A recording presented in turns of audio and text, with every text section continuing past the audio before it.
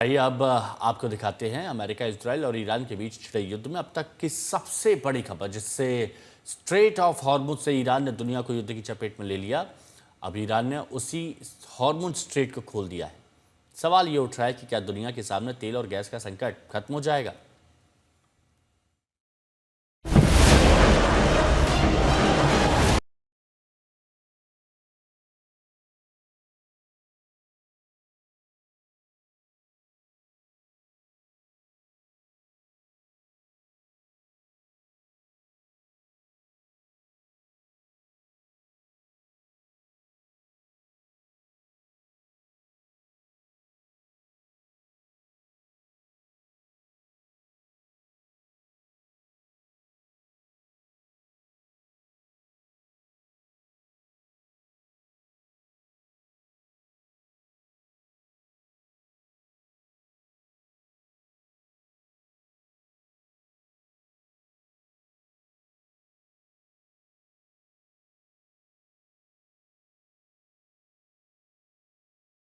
Iran ने पानी फेर दिया।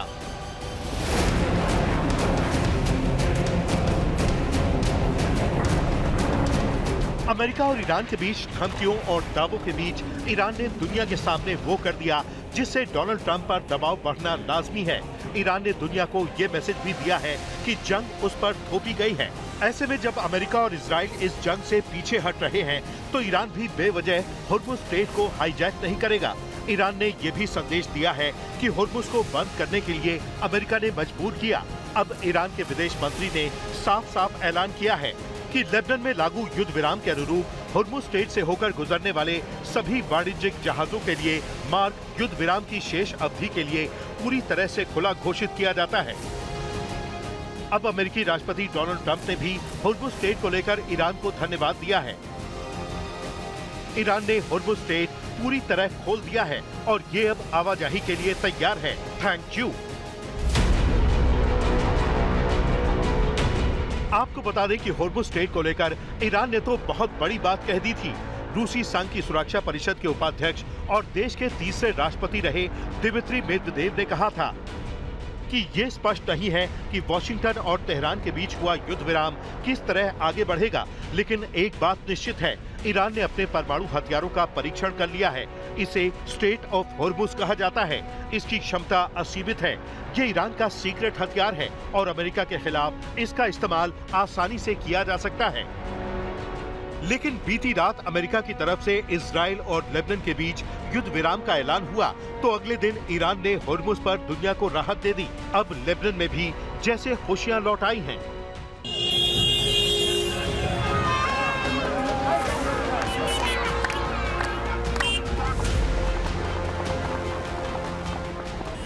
गोलियों की गड़गड़ाहट और रॉकेटों के शोर के बीच ये जश्न की आवाजें हैं।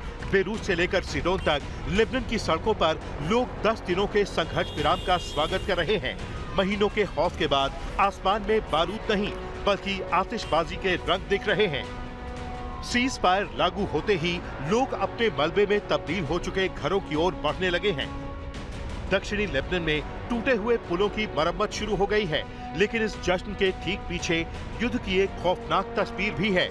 पिछले 24 घंटों में ही इजराइल ने हिजबुल्लाह के 380 ठिकानों पर भीषण हमला किया है।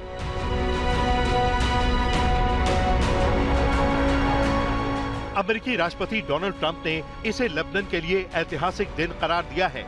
ट्रंप अब इजरायली प्रधानमंत्री नेतन्याहू और लेबनान के राष्ट्रपति मिशेल ऑन को व्हाइट हाउस बुलाने की तैयारी में हैं। तो ईरान ने भी इस सीज फायर का स्वागत किया है। ईरानी मीडिया का दावा है कि ये पाकिस्तान की मध्यस्थता से अमेरिका और ईरान के बीच बनी एक अंडरस्टैंडिंग का हिस्सा है। हालांकि ईरान ने ये शर्त भी दोहराई है कि इजराइल को लेबनान की जमीन पूरी तरह छोड़नी होगी। 10 दिनों का ये वक्त कूटनीति के लिए एक मौका है। अगर बातचीत कामयाब रही तो ये सीज फायर आगे बढ़ सकता है और इस युद्ध विराम के साथ ही ईरान ने भी दुनिया के लिए हुर्मुज स्ट्रेट को खोलने का ऐलान कर दिया है। आपको बता दें कि हुर्मुज स्ट्रेट दुनिया के लिए बेहद अहम समुद्री मार्ग है, जहां से करीब 20% तेल सप्लाई होता है। इससे पहले ईरान ने भी यहां पश्चिमी जहाजों की आवाजाही रोक दी थी। लगातार बढ़ते तनाव का असर तेल बाजार पर भी दिख रहा है। फरवरी के अंत से शुरू हुए संघर्ष के बाद कीमतों में 50% तक उछाल आया है। 13 अप्रैल को ब्रेंट क्रूड $102 प्रति बैरल तक पहुंचा और बाद में करीब $99 पर आ गया। दुनिया में तेल और गैस के लिए जैसे त्राही त्राही होने लगी। डोनाल्ड ट्रंप ने होर्मुज को लेकर ईरान को बहुत बड़ी बड़ी धमकियां दी। यहाँ तक कि ट्रंप ने ये तक कह दिया कि वो ईरान की सभ्यता को ही खत्म कर देंगे। और इसके बाद अमेरिका और ईरान के बीच 2 हफ्ते का युद्ध विराम हुआ। लेकिन उसके बाद पाकिस्तान में शांति वार्ता टूटी तो अमेरिका ने होर्मुज स्ट्रेट पे ईरानी तेल की नाकेबंदी कर दी। हालांकि ईरान ने युद्ध विराम तक होर्मुज खोल दिया, लेकिन अमेरिका की तरफ से ईरानी तेल की नाकाबंदी हटाने का कोई ऐलान नहीं हुआ है। ट्रंप ने ये भी कहा है कि भले ही होर्मुज स्ट्रेट खुल गया है, लेकिन ईरान पर अमेरिकी नौसैनिक नाकेबंदी जारी रहेगी और ये सिर्फ ईरान पर लागू होगी। ये नाकेबंदी तब तक जारी रहेगी जब तक अमेरिका और ईरान के बीच डील पूरी तरह से खत्म नहीं हो जाती।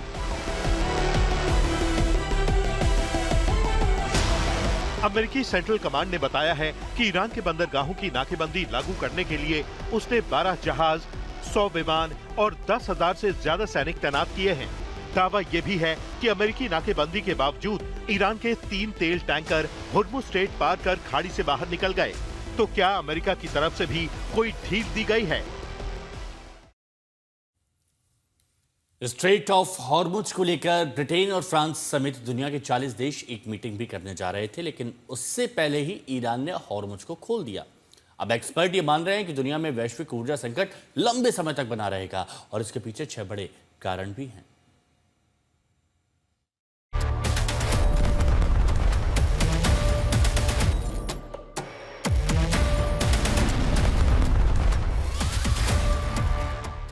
अभी तो तेल की कमी शुरू हुई है। फारस की खाड़ी से एक टैंकर को अपने खरीदारों यानी आयात करने वालों तक पहुंचाने में औसतन करीब 1 से 1.5 महीने का समय लगता है। युद्ध ठीक 1.5 महीने पहले शुरू हुआ था, यानी अब से दुनिया को तेल की वास्तविक कमी का सामना करना पड़ेगा, क्योंकि होर्मुज स्ट्रेट इस दौरान प्रभावी रूप से बंद रहा है। अब जब तेल की उपलब्धता कम होगी तो भले ही ईरान होर्मुज को फौरन खोल दे, कीमतें युद्ध पूर्व स्तर पर वापस नहीं आएंगी। तेल संकट से कहीं अधिक गंभीर है गैस संकट। ईरान युद्ध से पहले दुनिया पाइपलाइनों पर निर्भरता कम करने के लिए तेजी से एलएनजी की ओर रुख कर रही थी। एलएनजी की आपूर्ति में तेजी से सुधार संभव नहीं है।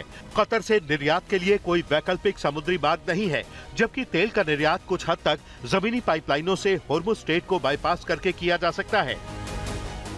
उत्पादन को पहले जैसा करने में लंबा वक्त। अंतर्राष्ट्रीय ऊर्जा एजेंसी के आंकड़ों के अनुसार युद्ध के दौरान मिडिल ईस्ट में स्थित 40 से अधिक तेल और गैस संयंत्रों को हमले से नुकसान हुआ है।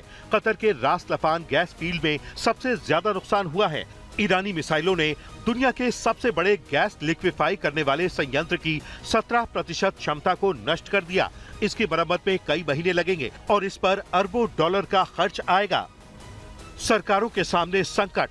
युद्ध से पहले खाड़ी देशों ने बढ़ती आबादी और वैश्विक अर्थव्यवस्था की जरूरतों को पूरा करने के लिए अपने उत्पादन को बढ़ाने की योजना बनाई थी। उपभोक्ता देशों को उम्मीद थी कि तेल पर्याप्त मात्रा में उपलब्ध होगा और गैस की आपूर्ति भी बढ़ेगी।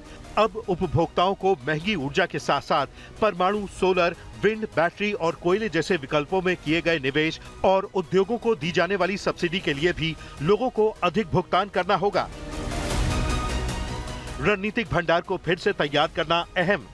युद्ध के कारण मध्य पूर्व से रोज 10 से 12 करोड़ बैरल तेल बाजार नहीं पहुंच पाया है। रणनीतिक भंडार इसकी भरपाई के लिए रोज 3 से 4 करोड़ बैरल तेल जारी करते हैं। अब भंडार खतरनाक स्तर तक कम हो जाएंगे। फिर से युद्ध शुरू होने का खतरा। ये समस्या केवल होर्मुज स्ट्रेट तक सीमित नहीं है, लाल सागर पर भी खतरा मंडरा रहा है। यहाँ ड्रोन का इस्तेमाल करने वाले और ईरान का समर्थन करने वाले समूह अन्य महत्वपूर्ण समुद्री मार्गों को भी निशाना बना सकते हैं। यानी अमेरिका और इजराइल ने ईरान के खिलाफ जंग तो छेड़ दी, लेकिन अब ये जंग रुकने पर भी दुनिया के लिए नई चेतावनी के रूप में खड़ी है। आज तक ब्यूरो।